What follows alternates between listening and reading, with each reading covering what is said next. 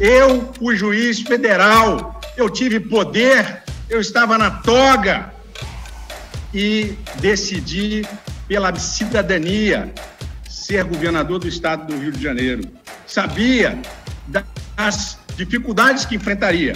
Bom, eu respeito a Assembleia Legislativa e todos os seus deputados. Lamento a decisão do presidente Júlio Garcia de recepcionar esse processo num momento tão inadequado. Vou continuar trabalhando por Santa Catarina. Eles foram eleitos governadores surfando na onda que levou o presidente Jair Bolsonaro ao poder em 2018. Em 2 estados importantes, Wilson Witzel, no Rio de Janeiro, e Carlos Moisés, em Santa Catarina. Antes de chegarem a 2 anos de mandato, ambos estão correndo seríssimo risco de cair.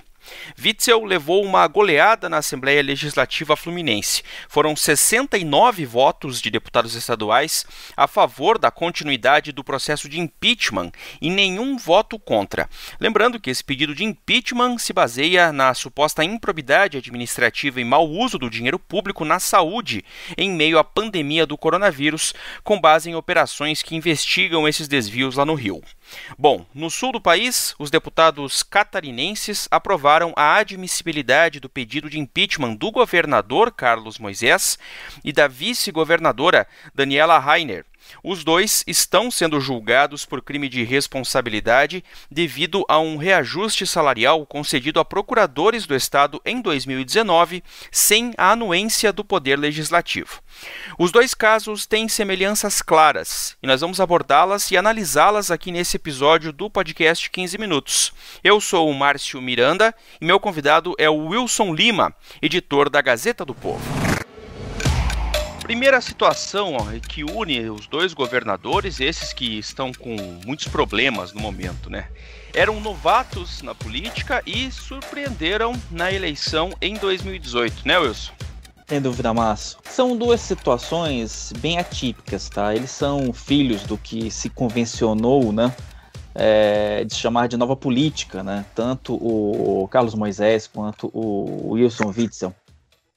Só para a gente relembrar, Márcio, por exemplo, o Witzel, eu fiz aqui uma pesquisa rápida para a gente conversar um pouquinho sobre isso, mas, por exemplo, o Witzel saiu de um patamar de 1% de votos ali no início da campanha para a vitória, quer dizer, algo que ninguém imaginava. O Witzel, por exemplo, era um cidadão desconhecido, ninguém sabia quem era, de onde vinha, ele surfou, né, nessa onda da nova política, na onda bolsonarista, e acabou eleito lá no Rio de Janeiro, desbancando inclusive o MDB, né, o que é surpreendente. Em Santa Catarina também foi a mesma, a situação foi muito parecida, né?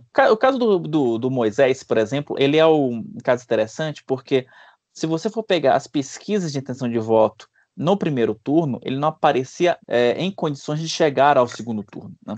Só para você ter uma ideia, na pesquisa Ibope ali, prévia ao primeiro turno, o Moisés aparecia na 4ª colocação, com 9%, e quando se abriu a urna, ele apareceu com quase 30% dos votos no primeiro turno. Então, 29,72% para ser mais preciso. Então, foi algo que ninguém também imaginava, até porque era a primeira disputa do Moisés. Ele era integrante do Corpo de Bombeiros, foi coordenador regional de defesa civil, uma coisa absolutamente fora da curva, né, nos 2 casos. E o que se percebe é que agora, de certa forma, a velha política meio que trouxe esses caras, né, para o limbo, né? Então, deu para perceber um pouco ali que parece que a política, no geral, não se faz só com boas intenções, propostas, ou como os 2 falavam, quero acabar com a corrupção, quero fazer acontecer, quero mudar o mundo, mas a coisa é um pouco mais difícil do que se imagina, Márcio. Por aí dizem, governador renuncie, então vamos fazer o seguinte, renunciamos todos, e fazemos uma eleição no Rio de Janeiro para deputados e para governador, porque todos somos omissos. E aí, nessa linha do confronto que a gente vai colocar aqui de uma maneira muito simples, claro, nova política versus velha política, né? Que não é bem uma velha política, mas enfim, aí faz parte da análise. Vem a segunda semelhança que a gente está apontando aqui entre esses dois casos, Witzel e Moisés. A relação com o legislativo parece que falhou bastante também nos dois casos, né? Mostrando aí uma falta total de articulação com as práticas conhecidas da política, vamos dizer assim, né, Wilson? Então, Márcio, nos dois casos, o que a gente costuma falar é o seguinte: no mínimo, os dois foram imprudentes. No mínimo. E aí, eu não vou entrar no mérito se o Witzel roubou ou não, se o Moisés cometeu crime de responsabilidade ao conceder o aumento, né, que não estava previsto em lei, enfim, eu não vou entrar nesse mérito. O que acontece? Nos dois casos, os dois menosprezaram a relação entre os poderes, legislativo versus executivo. E aí, eu vou trazer um pouquinho para a esfera federal.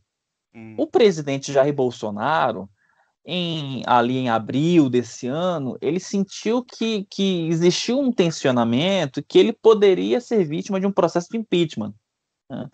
Se ia sair ou não é outra coisa, mas ele percebeu que existia ali uma brecha para isso. Nessa situação, o que o presidente fez? Chamou o Centrão, ali os deputados do Centrão, alguns políticos do Centrão, começou a conversar, começou a articular, e aí a sua relação de forças aqui no governo federal mudou. No caso do Moisés e do Witzel, não. Eles até tentaram, fizeram ali um aceno para as suas respectivas assembleias legislativas, só que o que aconteceu? Só que eles perderam o time, principalmente o Witzel. Tem um detalhe interessante: em junho desse ano, o Márcio, aconteceu uma votação ali na Assembleia Legislativa do Rio de Janeiro, de análise de vetos. A Assembleia derrubou 17 dos 18 vetos do Witzel. Então ali, amigo, já era sinal mais do que amarelo, já era sinal vermelho, entendeu? Sim. Então ali o Witzel já tinha perdido total controle, e os deputados reclamavam muito da relação dele com a Assembleia, com o antigo secretário de Desenvolvimento Econômico, né, o Lucas Tristão, que era um cidadão ali que comprometia essa governabilidade do Witzel. O Carlos Moisés também, ele acabou também tendo uma relação muito personalista com o seu governo, de tentar pôr o goela abaixo com os deputados, algumas coisas que ele imaginava. Então, na prática, ficou uma relação muito conflituosa dos dois, né? Então, eles imaginando que, eu sou nova política, eu fui eleito, né? Isso aqui vai ser suficiente para eu tocar o meu governo. Não. Infelizmente, o sistema político brasileiro, ele tem um legislativo muito forte, e você precisa ter uma relação harmoniosa com o legislativo. Diferenças, Márcio, vão ser absolutamente normais em qualquer relação política, sabe? E saudáveis até, em certa saudáveis medida, né? até, exatamente. Eu costumo falar que em política, Márcio, o problema não é a boa política ou se fazer política. O problema é você querer fazer a política ruim ou se negar a fazer política. Esses dois se negaram a fazer política. Carlos Moisés. Esse Carlos Moisés, pelo amor de Deus, cerejou com o meu nome, tá? Mais um cerejou com o meu nome. Bom, a gente está apontando aqui, e é curioso isso, né, Wilson, que tem algumas semelhanças aí bem claras entre os dois casos, né, em estados diferentes. Falamos dessa relação difícil, para dizer o mínimo, com o legislativo, falamos que eram novatos e que foram eleitos que acabaram surpreendendo a eleição de 2018, e aí vem uma terceira situação, né, que os dois eleitos na onda bolsonarista, aí os dois romperam com o presidente Bolsonaro. Dá para dizer que de alguma maneira isso também influenciou essa possível queda dos dois, hein, Wilson? Então, Márcio, olha só. Aí eu não vou entrar em teoria da conspiração, tá? Tem muita gente dizendo, olha, o Witzel e o Moisés romperam com o Bolsonaro, logo os caras caíram. Não é bem assim, tá? A gente precisa observar algumas coisas. Primeiro, durante a campanha de 2018, tá, como você bem falou, o Witzel, ele teve o apoio do Flávio Bolsonaro, E o Moisés teve apoio ali da onda bolsonarista, inclusive fazendo parte do, então, partido do presidente Jair Bolsonaro. Tá? Nos dois casos, o que aconteceu? Ambos tiveram um distanciamento das bandeiras originárias da direita brasileira, ou romperam, em maior ou menor grau, com o presidente. No caso, por exemplo, do Witzel, ele nunca escondeu que ele queria ser presidente da República. Nunca escondeu. Né? O problema é que aquele bichinho, né?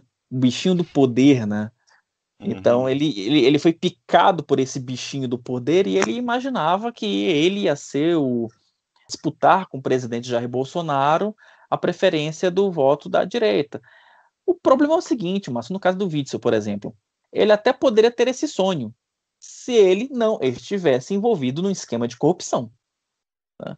Aí é muito complicado. Agora, se você me perguntar, Wilson, o Bolsonaro fez algum movimento para derrubar o Witzel? Eu, sinceramente, não tenho nenhum elemento que coaduna, que confirme essa tese. O que nós temos de concreto é que houve um rompimento do Bolsonaro com o Witzel, isso houve, tá? O Bolsonaro percebeu que o Witzel ele era um potencial inimigo, um potencial adversário para 2022, né? A família Bolsonaro percebeu esse movimento e a família Bolsonaro decidiu se afastar do Witzel. Isso automaticamente criou um impacto na Assembleia Legislativa, que tem aí, apesar do Flávio Bolsonaro não ser mais deputado estadual, isso influenciou ali na correlação de forças pró-Witzel na Assembleia Legislativa. Então, trocando em miúdos, eu não posso dizer, ô Márcio, que o presidente foi um fator determinante. Agora, que esse rompimento ele ajudou a que o próprio Witzel tivesse problemas de governabilidade e que ele tivesse uma dificuldade maior para se sustentar, isso eu não tenho dúvida nenhuma. No caso do Moisés, aconteceu um processo muito semelhante. Por quê? Porque no caso do Carlos Moisés, ele se afastou das bandeiras típicas do bolsonarismo. O que eu falo de bandeiras típicas ali de defesa originária do presidente? Defesa da família, combate à corrupção e uma defesa do agronegócio um pouco mais incisiva. O que fez o Moisés durante esse tempo? Ele começou a ter uma agenda mais identificada com a esquerda, preservação ambiental, ele não se manifestou de forma clara em relação ao casamento LGBT, ficou ali em cima do muro. Então, o Carlos Moisés ele se distanciou da sua agenda típica da direita que a elegeu. O problema nesse processo é que, se distanciando dessa agenda, ele também se distanciou do presidente e se distanciou de uma base que tinha formado ali na Assembleia Legislativa. Então, esse fator entrou ali no componente, entrou no somatório que hoje praticamente está dando aí ao Moisés um destino que pode ser o fim do seu governo. Bom, pra gente fechar, temos aqui 2 minutinhos. A gente está tratando ainda, eu falei aqui durante todo o episódio, como possível queda, né, dos 2 governadores, porque tem um processo a ser cumprido para que os 2 sofram efetivamente o impeachment, né? Como é que estão os 2 casos, hein? Então, Márcio, vamos lá. No caso do Rio de Janeiro, é o caso mais avançado, tá? Quarta-feira, o Witzel, a Assembleia Legislativa do Rio de Janeiro, deferiu, né, o processo de impeachment do Witzel, então agora vai para uma corte especial, formada por membros do Tribunal de Justiça e também da Assembleia Legislativa. No caso do Witzel foi 69-0, quer dizer, foi uma lavada. E no caso do Moisés, também o processo foi para uma comissão mista, né, formada também por deputados estaduais e integrantes do Tribunal de Justiça local. No caso do Moisés, ele ainda tenta um recurso no Supremo Tribunal Federal para que o Supremo dê aí uma canetada e possa salvá-lo, que o próprio Supremo possa definir como é que ocorre esse processo, esse rito do impeachment, né? Porque em cada estado há uma especificidade, né? Então, no caso, por exemplo, do Rio de Janeiro, a comissão especial, o relatório da comissão especial, que foi aprovado pelos deputados, foi a plenário, e esse relatório que foi a plenário, que foi aprovado por 69 votos, agora vai para uma comissão processante mista de deputados e integrantes do TJ. No caso do Moisés, você teve um relatório prévio que já foi para a comissão processante. Né? Então você vê que tem uma diferença entre os dois casos. E o Moisés ele quer tentar no Supremo se criar uma uniformidade para esses casos de impeachment nas assembleias legislativas. Eu acho muito pouco provável que o Supremo se meta nesse assunto, tá, Márcio? E por um motivo muito simples. Existe uma jurisprudência no Supremo, os ministros não gostam muito, eles não gostam muito de se meter em assuntos de outras casas, sabe? Eles partem daquela premissa de que, olha, isso aqui é um assunto terna corporis, literalmente parafraseando aquela grande canção, né? Aquela grande música do cancioneiro brasileiro, né? Cada um no seu quadrado. Então, o Supremo ele pensa dessa forma. Então, cada um com seus problemas, como diria o ministro Marco Aurélio Mello, quem pariu Mateus que o embale, tá? Então, provavelmente o Supremo não vai entrar nessa bola dividida, ainda mais na gestão Fux, que a gente já conversou aqui, que não é que ele não é muito afeito a esse tipo de bola dividida. Mas então, muito provavelmente o Supremo não se mete, e aí cada um que resolva, e aí, Márcio, eu acho que, se você me perguntar hoje qual é a chance dos impeachments serem, você ter um desfecho, de fato, para você ter um impeachment, tanto do Moisés quanto do Witzel, olha, no caso do Witzel é praticamente líquido e certo. No caso do Carlos Moisés, ainda há uma chance por causa do Tribunal de Justiça, mas é muito complicado, né, para uma corte salvar um político que é alvo de um processo de impeachment. E só para fechar, Márcio, a gente tem que entender que é o seguinte, que o processo de impeachment, por mais que ele tenha como subterfúgio uma questão jurídica, mas ele é um processo político. Sim. Né? Pois é, vamos acompanhar aí então esse cenário todo. Wilson Lima, direto de Brasília, obrigado por conversar aqui no 15 Minutos mais uma vez e até a próxima, um abraço. Até a próxima, Márcio. Um grande abraço para você e para todo mundo que está escutando a gente.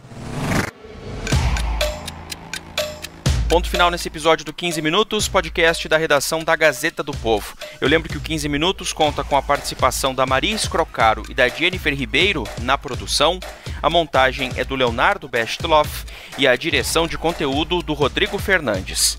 Eu sou o Márcio Miranda e agradeço muito a sua companhia. Até mais!